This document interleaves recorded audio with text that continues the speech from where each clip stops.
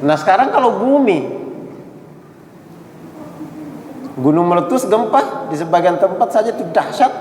Bagaimana kalau bumi ini yang guncang? Jadi ketika berbangkit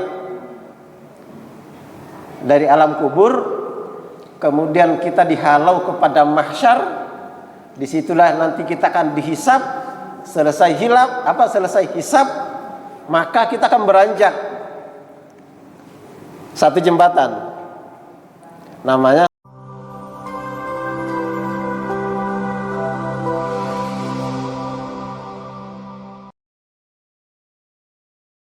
yang kemudian kita lanjutkan dengan kajian di setiap malam Ahadnya dengan bersama Ustaz kita Ustaz Mustaqim. Salawat dan salam terdoa kita berikan kepada junjungan kita baginda Rasulullah Muhammad sallallahu alaihi wasallam. Ma'asyiral muslimin wal muslimat jamaah salat maghrib yang semoga Allah. Alhamdulillah, tema kajian kita pada malam ini adalah tafsir surah Al-Qari'ah yang insyaallah akan dibawakan oleh Ustaz kita Al-Ustaz Mustaqim. Untuk mempersingkat waktu kepada Ustaz kami mempersilakan Fadilahullah Syekh.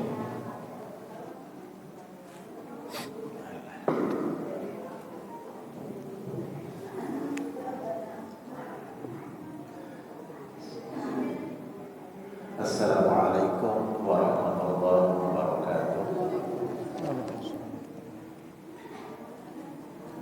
Alhamdulillahirabbil alamin. Wassalatu wassalamu ala Rasulillah wa ala alihi wa ashabihi ajma'in. Amma ba'du. Bapak-bapak, ibu-ibu sidang jamaah maghrib yang insyaallah sama-sama dimuliakan oleh Allah Subhanahu wa taala. Pertama-tama tentunya kita mengucap syukur kehadirat Allah Subhanahu wa taala atas limpahan rahmatnya jualah, sehingga kita masih bisa taqarrub, mendekat kepada Allah, yakni melaksanakan sholat maghrib secara berjamaah. Mudah-mudahan sholat kita ini dan sholat-sholat yang telah kita lakukan itu diterima oleh Allah Subhanahu wa taala. Tidak lupa kita mengirimkan salam dan salawat kepada junjungan kita Nabi besar Muhammad sallallahu alaihi wasallam. Pada kesempatan yang mulia ini kita akan melanjutkan kajian tafsir Jalalain, di mana pada kesempatan ini kita akan mempelajari salah satu surah, yakni surah tadi disebut Al-Qari'ah. Nggak tahu kenapa jadi Al-Qari'ah. Pada malam hari ini kita akan sama-sama membaca.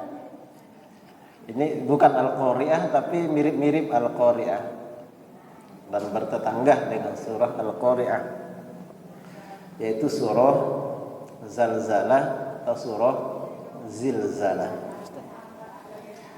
Kalau Al-Qari'ah juga terkait dengan kiamat, Zalzalah juga terkait salah satu fragmen terjadinya kiamat. Suratul Zalzalati, surah Zalzalah. Surah Zalzalah ini diperselisihkan oleh para ulama. Ini turun sebelum Rasul hijrah atau setelah beliau hijrah. Makanya ada yang berpendapat surah ini adalah surah Makkiyah, dan ada yang berpendapat ini adalah surah Madaniyah. Tis'u ayatin. Kalau bapak-bapak membaca Al-Quran ya mungkin ada di sana. Itu kalau dihitung ayatnya, ya saya sudah hitung di rumah, itu jumlah ayatnya 8. Tapi Jalaluddin Al-Mahalli di sini menyebutkan tis'u ayatin. Jumlah ayatnya 9. Jadi berarti ulama berbeda pendapat tentang hitungan ayat surah Zilzalah atau Zalzalah. Ada yang mengatakan 8 dan itu yang ada di mushaf kita di Indonesia, dan ada yang berpendapat 9 ayat. Sama dengan surah Al-Baqarah, ada yang mengatakan 286, ada juga yang berpendapat 287. Nah ini biasa Pak, yang menghitung jumlah ayat itu kalau tidak salah ada 6 madhab. Ada madhab Mekah, ada madhab Madinah, ada madhab Syriah Damaskus, ada madhab Kufi, ada madhab Basrah Al-Basri, ada Homs. Nah kalau kita di Indonesia ditanya, saya sejak SD kan ditanya, berapa jumlah ayat dalam Al-Quran? Berapa? Yang selama ini? 6.666. Iya. Ternyata dari 6 mazhab itu hitungannya tidak seperti itu. Tapi tidak tahu saya di Indonesia ini mendapat hitungan itu dari mana? Wallahu a'lam. Yang populer itu 6.236 ayat. Ya nanti dicari-cari lah. Apakah 6.666 ayat atau berapa? Ya nanti di Google, ilmu Google. Nah, nanti dilihat mana ayat 7, 8, 9. Bismillahirrahmanirrahim. Idza zulzilatil ardu hurriqat liqiyamis sa'ati zilzalaha tahrikaha syadidal munasibah li'izamiha. Apabila bumi diguncang, zulzilat. Zulzilat itu sama artinya hurrikat. Hurrikat itu digoyang-goyang, sama dengan diguncang. Berarti kalau digerak-gerakkan itu berkali-kali. Apabila bumi diguncang, ini diguncang pada waktu terjadinya kiamat. Zilzalaha. Jadi zalzalah itu nanti kalau belajar bahasa Arab masdarnya itu zilzalan. Jadi disebut fiilnya kemudian ditambah masdarnya. Para ulama bahasa itu mengatakan bahwasanya itu faedahnya adalah litakidi, untuk menguatkan. Makanya kita terjemahkan idza zulzilatil ardu zilzalaha, apabila bumi diguncang seguncang-guncangnya. Dikuatkan. Ini namanya faedahnya itu, salah satu faedahnya masdar adalah maf'ulun mutlak. Itu untuk menguatkan makna. Tahrikaha asyadidal munasibah li'izamiha, diguncang dengan sangat dahsyat sesuai dengan kebesarannya atau keagungannya atau kedahsyatannya. Nah, selama ini kalau bumi itu berguncang maka disebut dengan apa biasanya? Kalau Aceh berguncang namanya gempa. Zilzalan. Gempa. Nah, gempa itu biasanya ya, sedahsyat apapun itu biasa kedahsyatannya bisa diukur.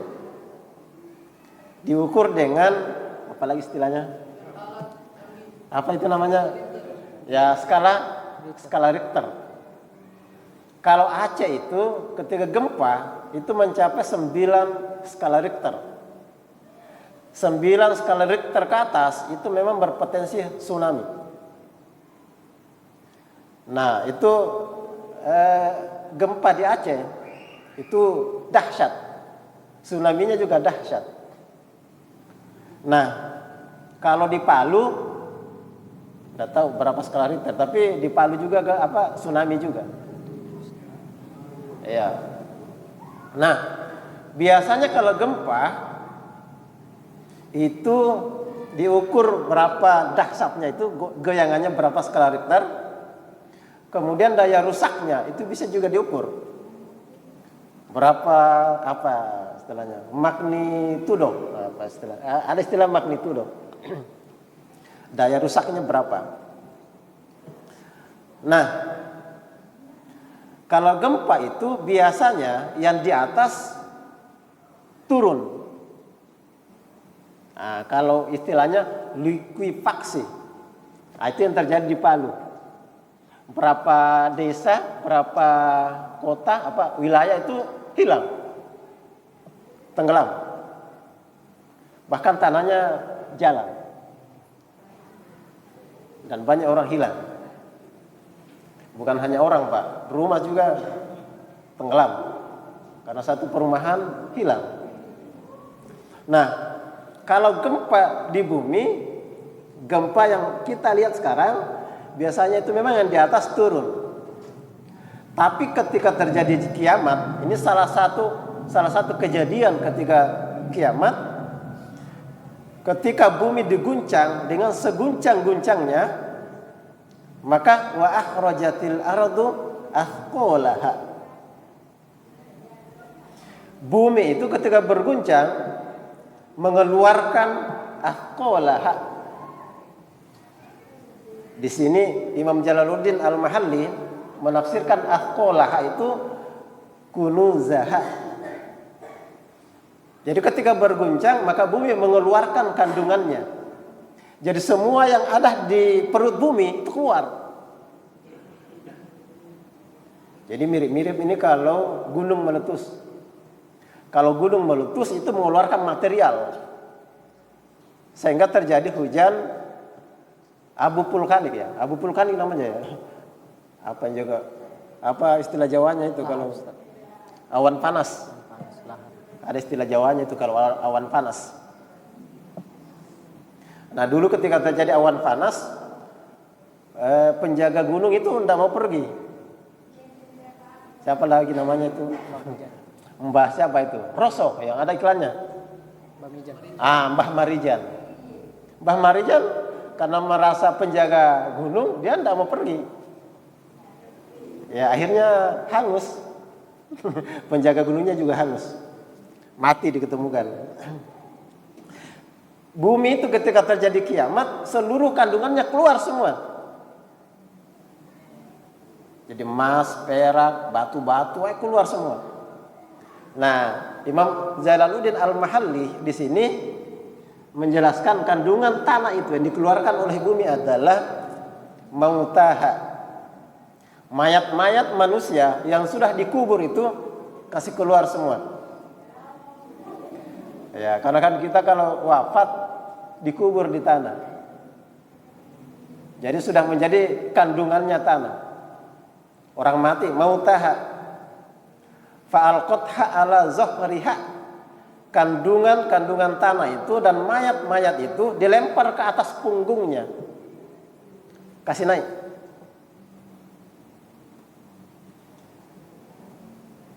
Nah, ketika terjadi seperti itu, wa qalal insan, manusia berkata. Nah, ada yang menjelaskan bahwasanya al-insan ini bersifat umum, berarti semua manusia. Ya, namanya manusia. Tapi Imam Jalaluddin Al-Mahalli itu mengkhususkan Kata al-insan di sini beliau tafsirkan al-kafiru bil ba'thi. Orang-orang kafir, orang-orang yang mengingkari hari berbangkit itu berkata, kaget dia. Jadi orang-orang kafir kaget. Wa qala al-insanu ma laha. Apa yang terjadi dengan bumi? Kalau kau guncang, semua naik, itu tidak bisa dibayangkan. Kalau gempa saja itu, ketika Gunung Krakatau meletus, wah itu dampaknya kalau tidak salah itu sampai di Eropa.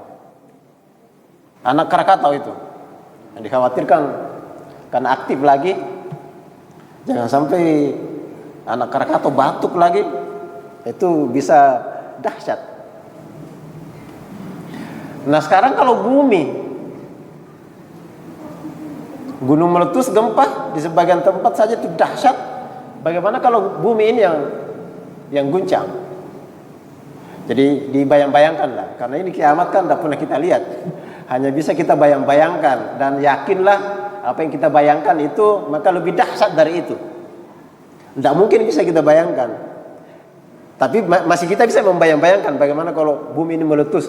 Tapi yakinlah yang kita bayangkan itu belum seberapa. Akan lebih dahsyat lagi kejadian kiamat. Apa yang terjadi dengan bumi? Nah, dilanjutkan yauma idzin, pada hari itu. Tuhadditsu akhbaruha, pada hari itu bumi mengabarkan atau menyampaikan berita-beritanya. Tuhadditsu, seakan-akan bumi itu berbicara, mengungkap berita-beritanya. Apa maksudnya? Tuhabbiru bima umila 'alaiha min khairin wa syarrin. Pada waktu itu bumi akan mengabarkan tentang apa? Tentang yang diperbuat di atas permukaan bumi, min khairin wa syarrin, baik itu yaitu kebaikan dan keburukan. Jadi perbuatan baik, perbuatan buruk itu nanti akan disampaikan oleh bumi. Jadi nanti bumi akan berbicara, akan menjadi saksi terhadap semua perbuatan manusia yang dilakukan di atas punggungnya, baik perbuatan baik maupun perbuatan buruk. Jadi nanti juga bumi ini akan jadi saksi bahwasanya pada tanggal berapa ini? Tanggal 2 Agustus 2023 itu ada pengajian di masjid. 2 September ada pengajian di Babut Taqwa. Nanti diberitakan. Pokoknya semuanya bumi akan menjadi saksi. Jadi dimanapun perbuatan itu dilakukan, ya, bumi akan tahu. Karena kita ada di atas permukaan bumi. Tidak ada yang lepas. Jadi nanti yang mencuri-curi ayam itu di kegelapan malam, ya nanti bumi juga ceritakan. Semuanya.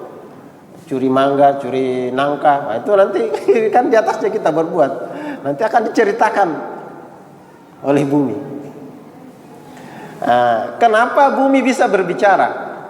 Mengungkap berita-beritanya atau perbuatan-perbuatan dilakukan oleh manusia.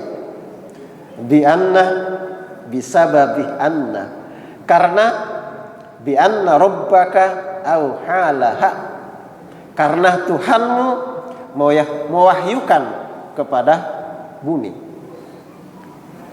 Nah, ulama menjelaskan apa artinya auha. Auha artinya amaroha bidzalik. Allah Subhanahu wa taala memerintahkan bumi untuk bercerita semua kabar-kabar yang terjadi di atas pentas bumi ini. Jadi dimanapun orang itu korupsi, ya nanti bumi akan cerita. Dia itu korupsi segini sama si anu, tanda tangan di sini. Nah, itu akan diceritakan secara lengkap. Jadi ceritanya kita ini lengkap, tidak akan ada yang lepas.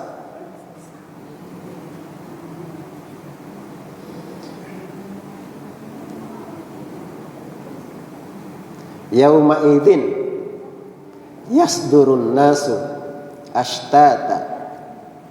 Pada hari itu manusia keluar, yang sarifuna min mauqifil hisabi. Pada hari itu manusia beranjak. Ini salah satu penafsiran. Pada hari itu manusia beranjak dari tempat penghisaban. Itu artinya manusia selesai dihisab. Jadi ketika berbangkit dari alam kubur, kemudian kita dihalau kepada mahsyar, disitulah nanti kita akan dihisab. Selesai selesai hisab, maka kita akan beranjak satu jembatan, namanya sirat. Nah, Ashtatan itu mutafarriqina, berkelompok, bergolong-golongan. Jadi setelah dihisab, maka berangkatlah manusia berkelompok. Satu kelompok menuju surga, satu kelompok menuju neraka. Jadi nanti yang sekelompok penghuni neraka ya berombongan juga. Yang ya ashabul yamin dan ashabus shimal, kelompok kanan, kelompok kiri. Kelompok kanan ke surga, kelompok kiri ke neraka. Makanya kalau pilih-pilih kelompok, ya hati-hati juga Pak. Dipastikan Pak, ini kelompoknya kira-kira menuju surga atau ini kelompok malah menuju neraka. Karena kan di bumi ini kita pasti berkelompok. Tidak ada itu orang tidak berkelompok. Nah, itu kan memang naluriah berkelompok. Ada kelompok A, kelompok B. Nah, nanti pemilihan presiden saja kan berkelompok. Ada kelompok ini, kelompok ini. Nah, kelompok ini tidak bilang-bilang lari ke kelompok ini. Nah, kan biasa begitu. Partai. Hati-hati. Mutafarriqin. Ada mengambil jalan kanan berarti menuju surga, wa akhidun dzatas shimal ilan nar, mengambil jalan kiri berarti dia ke neraka. Liurau a'malahum, agar diperlihatkan kepada mereka perbuatan-perbuatan mereka. Jazaaha, berangkat sudah dihisab, kemudian silahkan menuju sirat, nanti akan diperlihatkan balasan perbuatan-perbuatan mereka. Kalau perbuatannya baik, ya balasannya baik. Kalau perbuatannya buruk, maka yang didapatkan juga pasti buruk. Minal jannati ay adnar, akan diperlihatkan kepada mereka balasan perbuatan-perbuatan mereka. Ujungnya itu mereka ke surga atau ke neraka. Ya, kita berdoa kepada Allah yang hadir di tempat ini, insya Allah kita sama-sama masuk surga. Amin ya rabbal alamin. Ya, nanti bapak-bapak kalau masuk surga ya lihat-lihat juga ya. Siapa tahu Pak Imam belum ada, lihat-lihat gitu. Siapa tahu nanti bisa ditolong oleh sahabatnya. Jadi orang-orang yang bersahabat itu di dunia Pak, itu nanti mereka akan saling bantu membantu. Baku tolong dia, baku cari. Kalau sama-sama di jalan yang baik. Yang dikhawatirkan nanti kalau sama-sama penjahat ya nanti baku cari juga. Kamu yang menjebloskan saya ke jurang kebinasaan waktu di dunia, kamu juga harus tanggung jawab. Begitu. Makanya nanti kan ada istilah dosa jariah dan pahala jariah. Jadi kalau Pak Imam itu mengajari anak-anak kita membaca Al-Quran, dari tidak tahu membaca sampai dia tahu membaca, maka muridnya itu setiap dia membaca Al-Quran, gara-gara diajar oleh Pak Imam, maka Pak Imam dapat pahalanya. Ini yang diajar, besok-besok juga mengajar. Jadi sudah jadi cucu. Cucunya juga itu ketika membaca, maka ini dapat. Nanti berapa cucunya nanti, pokoknya bercucu itu dapat pahala. Makanya Nabi Muhammad itu setiap kita sholat, Nabi Muhammad dapat pahala. Dia menyampaikan, kemudian disampaikan oleh para sahabat. Nah, sahabat itu setiap kita sholat, setiap baca Al-Quran, mereka dapat. Bagaimana mereka tidak masuk surga? Nah, pahalanya berapa itu? Pahala jariah. Makanya kita ya banyak-banyak bikin pahala jariah. Walaupun itu guru ngaji tidak apa-apa. Ngajari orang sholat, ya yang dikhawatirkan adalah kalau dosa jariah. Yang selama ini kita dengar Pak hanya pahala jariah, yang sering disebutkan oleh guru-guru kita.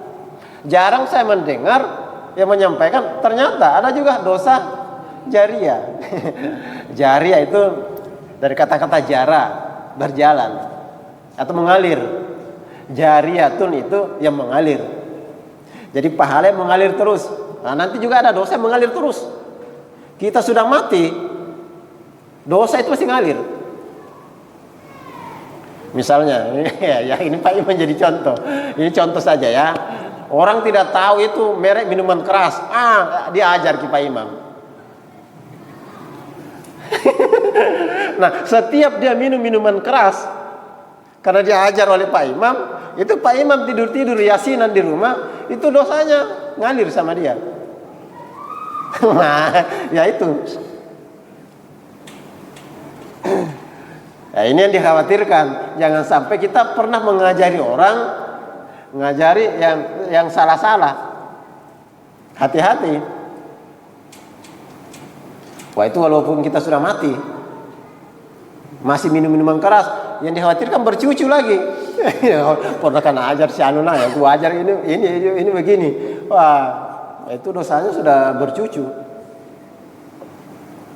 Nah, yang paling mengkhawatirkan itu adalah, maaf ini, kalau ada anggota dewan bikin peraturan daerah yang membolehkan menjual minuman keras. Ini kan Ustaz tidak pernah menjelaskan, mungkin banyak mungkin kodong tidak tahu barangkali.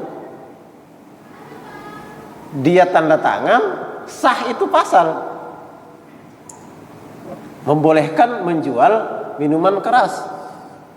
Setiap ada orang minum minuman keras, waduh, dapat dia.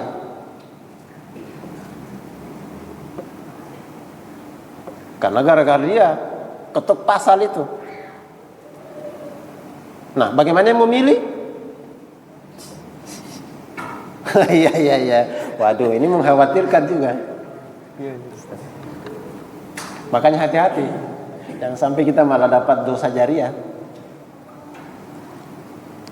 Makanya kalau memilih itu harus ditahu betul siapa yang kita pilih. Karena dia akan mewakili kita itu. Karena di akhirat nanti kan ditanya, kenapa kamu bikin pasal begini? Ya karena kan saya jadi anggota dewan, Pak. Wah, kamu juga bisa jadi anggota dewan karena bagaimana? Ya saya dipilih, Pak. Ya memilihmu mana. Wah, nanti waduh. Makanya hati-hati. Harus dipastikan, Pak, yang dipilih itu siapa.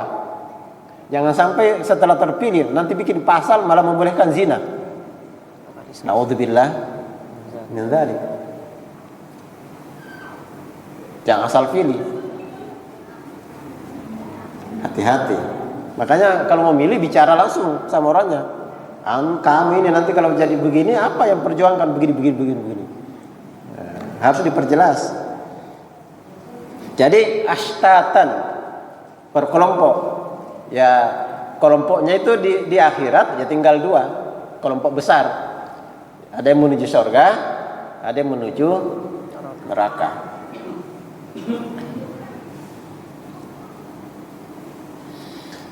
Faman ya'mal mithqala dzarratin, barang siapa yang melakukan amal khairan, kebaikan, mithqala dzarrah, sebesar dzarrah,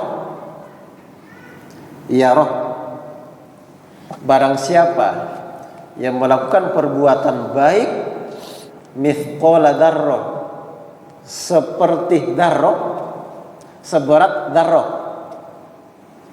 Dzarrah ini kalau ditafsir ini Pak, dia tafsirkan zinati namlatin soghiratin. Dzarrah itu bobotnya seperti semut yang paling kecil. Kalau Imam Jalaluddin Suyuti dia bobotnya itu seperti semut yang sangat kecil. Itu namanya dzarrah. Pernah lihat semut yang paling kecil? Yang bagaimana itu? Pokoknya semut pernah lihat ya. Semut yang paling cakdi itu. Itu ulama tafsir ada yang menafsirkan begitu. Karena mungkin pada waktu itu ya yang paling kecil dia lihat ya semut itu. Makanya disebut dzarrah zinati namlatin soghiratin. Bobotnya atau beratnya itu seperti semut yang paling kecil. Nah, ada juga al-haba'u. Al-haba'u itu debu yang sangat ringan. Mungkin bapak-bapak pernah buka jendela, masuk sinar matahari, lihat ada yang berterbangan. Itu namanya al-haba'u. Itu juga sebagian ulama menafsirkan dzarrah itu al-haba'u. Itu yang kita lihat di sinar mentari itu, yang terbang-terbang itu, itulah dzarrah. Wih, kecil ya, kecil-kecil ya. Nah, sekarang ditemukan benda yang paling kecil itu adalah apa? Siapa yang belajar fisika di sini? Atom. Partikel benda yang paling kecil adalah atom. Maka ada yang menafsirkan dzarrah itu atom.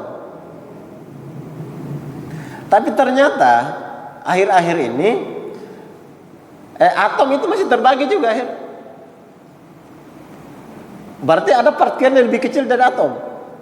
Karena atom yang tidak bisa dilihat dengan mata kasar itu ternyata masih terbagi juga. Saking cakdinya bagiannya itu paling kecil. Jadi atom itu terbagi atas proton, neutron, dan apa? Terbagi 3. Apa? Hah? Saya lupa. Proton, neutron, saya lupa. Mirip politron. Tapi kamu apa? Saya lupa. Kalau politron kan televisi.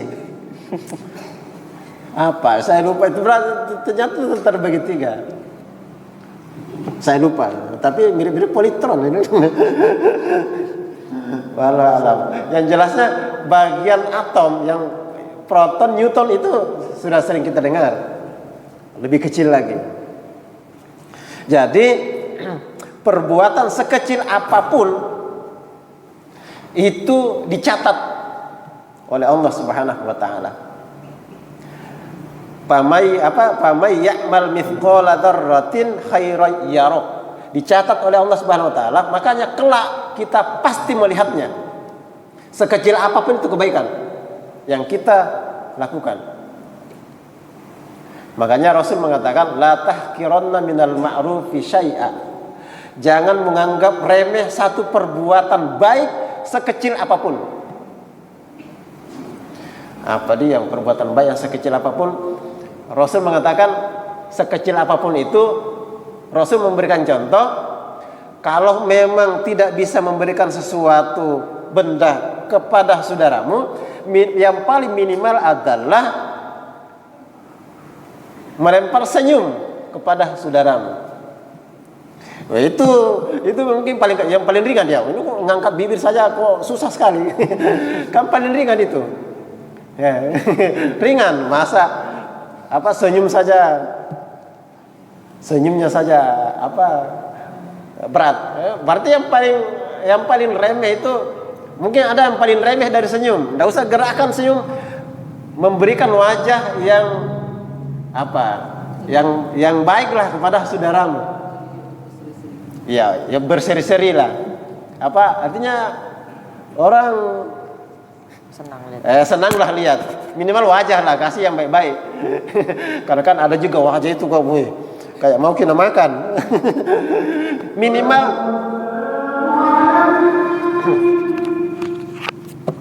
minimal kasih wajah yang berseri-seri lah. Nah, kalau tidak dikasih gula-gula kan butuh harga. Berapa sekarang gula-gula? 500 rupiah ya satu. 1004 berarti 502 lah. Tapi kebaikan sekecil itu Pak, itu jangan dianggap remeh. Kasih contoh Pak. Dulu itu saya waktu kecil kayak begini nih, SD begini. Itu ada orang tua yang sering lewat depan rumah itu. Dia itu dari kebun. Nah, setiap dia kembali dari kebun itu, di tangannya itu dia itu bawa, kalau istilahnya di kampung saya itu jambu yang banyak batu-batunya itu, jambu batu. Iya, yang kecil dia bawa satu itu. Jadi setiap dia ada di depan rumah saya itu, manggil saya itu, "Woi, sini." Dikasih saya itu jambu. Ternyata Pak, sampai hari ini selalu saya ingat itu. Dan biasanya kalau saya selesai sholat, saya doakan itu kakek. Sampai sekarang dengan biji jambu, sebiji jambu batu. Nah, makanya kalau anak-anak begini Pak, kasih gula-gula itu. Nggak usah pilih-pilih. Kalau ada anak-anak lewat, kasih gula-gula. Karena kita tidak tahu Pak, itu anak-anak besok-besok kita tidak tahu yang mana jadi ulama. Tidak tahu. Kan juga waktu saya kecil itu kakek-kakek tidak tahu saya mau sekolah di pesantren. Asal bikin kebaikan saja, sekecil apapun. Ternyata itu memang kata pepatah, di mana kita menanam kebaikan, sebanyak apapun kebaikan kita tanam, maka sebanyak itu yang kita panen. Nah, itu beda kalau kejahatan yang disebar ya. Biasanya banyak yang pukuli kita. Begitu kayak ini yang perampok kan. Baru di dunia sudah tersiksa. Wa may ya'mal mithqala dzarratin syarran yarah. Dan barang siapa yang melakukan perbuatan jahat, syarr, sekecil sekecil dzarrah, maka yaro jazaahu, maka dia juga akan melihat balasannya. Ulama menjelaskan bahwasanya kebaikan dan keburukan itu nanti itu kan catatannya ada, akan dilihat semua. Dan Maha Pengampunnya Allah, nanti Al-Qari akan ada penimbangan di situ. Kalau kebaikan kita Pak itu lebih berat daripada keburukan kita, maka keburukan itu dihapus oleh Allah. Kalau kebaikan lebih berat, maka keburukan kita itu timbangannya banyak sekali di situ. Ya namanya dosa banyak sekali. Tapi kalau pahala kita lebih berat, dosa itu dianggap hilang. Kecuali kalau dosanya lebih berat, terpaksalah dicuci dulu. Siap-siap dulu. Fa ummuhu hawiyah, tempat kembalinya adalah neraka hawiyah. Ya mudah-mudahan masa kebaikan kita akan lebih ringan daripada keburukan. Kebaikan itu Pak akan dibalas 10 kali lipat, kali 7. Banyak sekali, berlipat ganda itu kalau kebaikan. Kalau kejahatan, satu kejahatan ya satu toh. Masa kebaikan kita tidak lebih berat, ya tak lewat-lewat gitu. Karena kan ke satu dosa ya satu. Itu kalau mengaji saja itu satu huruf, dengan wudu 10. Satu huruf. Alif lam mim, 30 itu. Oke? Sudah masih saya. Begitu yang bisa saya sampaikan. Mudah-mudahan ada manfaatnya. Mohon maaf atas segala kekurangan. Assalamualaikum warahmatullahi wabarakatuh. Waalaikumsalam. Syukur jazakallahu khairan atas materi yang disampaikan oleh Ustaz. Semoga apa yang disampaikan tadi kita dapat kemudian mengambil hikmah atau pelajaran dari apa yang disampaikan dan kemudian bisa menjadi pemantik bagi kita untuk senantiasa berhati-hati dalam menjalani kehidupan kita di dunia ini yang akan dimintai pertanggungjawaban di akhirat kelak. Kita cukupkan majelis kita pada malam hari ini dengan istighfar 3 kali dan kita akhiri dengan doa penutup majelis. Astagfirullah, bismillah, subhanakallahumma wa bihamdik, asyhadu an la ilaha illa anta, astaghfiruka wa atubu ilaik, wa akhiru da'wana